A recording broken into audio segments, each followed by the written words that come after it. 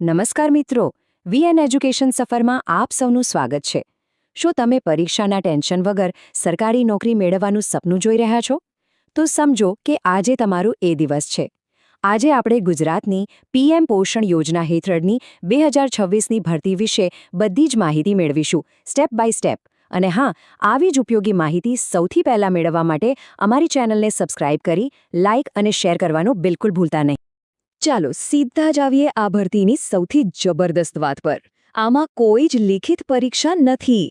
જી હા, તમે એકદમ બરાબર સાંભળ્યું. તમારી પસંદગી થશે ફક્ત અને ફક્ત તમારા શૈક્ષણિક મેરિટના આધારે.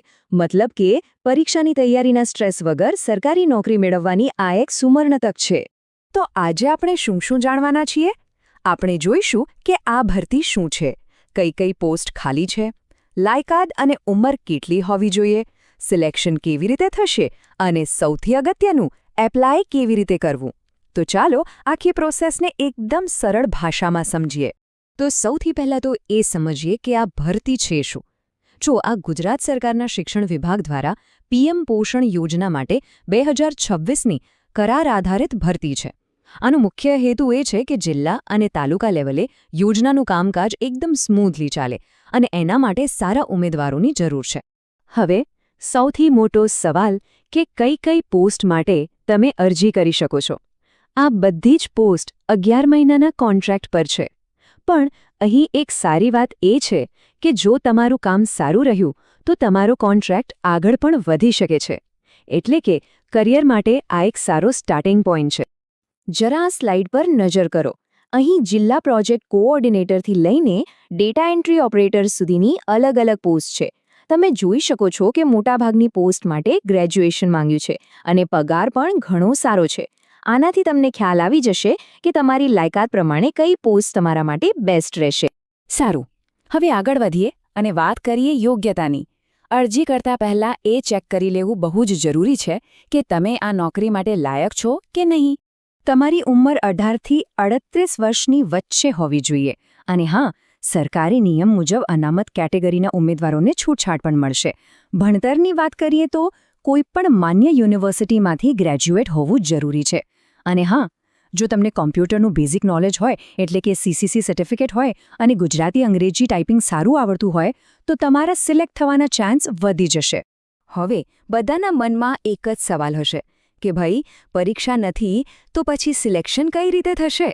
ચિંતા ના કરો, આખી પ્રોસેસ એકદમ પારદર્શક છે અને તમારા ભણતર પર આધાર રાખે છે. ચાલો એના દરેક સ્ટેપને બારીકાઈથી સમજીએ. જુઓ, પસંદગી પ્રક્રિયાના ફક્ત 4 જ સ્ટેપ છે. સૌથી પહેલાં તમારા ધોરણ 10, 12 અને ગ્રેજ્યુએશનના માર્ક્સના આધારે એક મેરિટ લિસ્ટ બનશે. પછી અમુક પોસ્ટ માટે એક નાનકડી કમ્પ્યુટરની પ્રેક્ટિકલ ટેસ્ટ લેવાશે. ત્રીજા સ્ટેપમાં જે લોકો મેરિટમાં આવશે એમને ઇન્ટરવ્યૂ માટે બોલાવવામાં આવશે. અને બસ છેલ્લે ફાઇનલ લિસ્ટ જાહેર થઈ જશે. એકદમ સીધી અને સરળ પ્રોસેસ. ચાલો હવે આવીએ સૌથી મહત્વના મુદ્દા પર, અરજી કરવી કેવી રીતે. ફોર્મ ભરતા પહેલાં એ પાકું કરી લેજો કે તમારી પાસે બધા જ જરૂરી ડોક્યુમેન્ટ્સ તૈયાર છે. ચાલો એક લિસ્ટ બનાવી લઈએ કે તમારે કયા કયા કાગળિયાની જરૂર પડશે. તમારું ફોર્મ રિજેક્ટ ન થાય એના માટે આટલા ડોક્યુમેન્ટ્સ રેડી રાખજો. તમારી બધી જ માર્કશીટ, સ્કૂલ લિવિંગ સર્ટિફિકેટ એટલે કે એલસી, કમ્પ્યુટરનું સીસીસી સર્ટિફિકેટ અને જો કોઈ અનુભવ હોય તો એનું સર્ટિફિકેટ. એની સાથે રહેઠાણનો પુરાવો અને તમારા 2 નવા પાસપોર્ટ સાઇઝના ફોટા પણ જોશે. અરજી કરવા માટે તમારી પાસે 2 રસ્તા છે.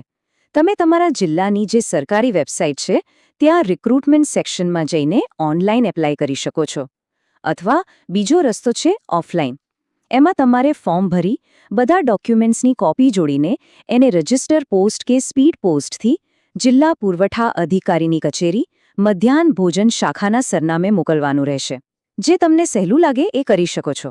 દોસ્તો, અહીંયા એક નાનકડી પણ બહુ જ અગત્યની વાત છે. એને બરાબર સાંભળજો. ફોર્મમાં તમારો જે ચાલુ મોબાઈલ નંબર અને ઈમેલ આઈડી હોય એ જ એકદમ સાચો અને સ્પષ્ટ લખજો. કારણ કે ભરતીની બધી જ અપડેટ, જેમ કે ઇન્ટરવ્યૂ ક્યારે છે, એ બધું તમને આના પર જ મોકલવામાં આવશે. આ નાનકડી ભૂલને કારણે એક સારી તક હાથમાંથી જઈ શકે છે. આ નોકરી ખાલી સારા પગાર પૂરતી જ સીમિત નથી. એના બીજા પણ ઘણા ફાયદા છે જે તમારી કરિયરને એક નવી દિશા આપી શકે છે. ચાલો જોઈએ કે આ તક ખરેખર કેમ આટલી ખાસ છે. અને આ સ્લાઇડ પર જે લખ્યું છે ને એ આ ભરતીનો આખો સાર છે.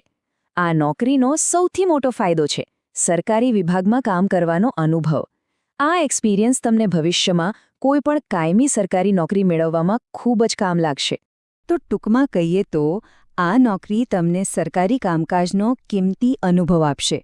તમારા કામના આધારે કોન્ટ્રાક્ટ રિન્યૂ પણ થઈ શકે છે અને નોકરી પણ તમારા પોતાના જિલ્લા કે તાલુકામાં જ મળશે. જો તમે એડમિનિસ્ટ્રેશન ફિલ્ડમાં કરિયર બનાવવા માંગતા હો તો આનાથી સારો સ્ટાર્ટ બીજો કોઈ ન હોઈ શકે. તો હવે સવાલ એ છે કે શું તમે પરીક્ષા વગર સરકારી નોકરી મેળવવાની આ તક માટે તૈયાર છો? શાંતિથી વિચારજો. આશા છે કે આ માહિતી તમને તમારો નિર્ણય લેવામાં ચોક્કસ મદદ કરશે. જો તમને આ જાણકારી ઉપયોગી લાગી હોય તો આને તમારા મિત્રો સાથે શેર કરવાનું ચૂકતા નહીં અને અમારી ચેનલને લાઇક અને સબસ્ક્રાઇબ જરૂર કરજો. આભાર.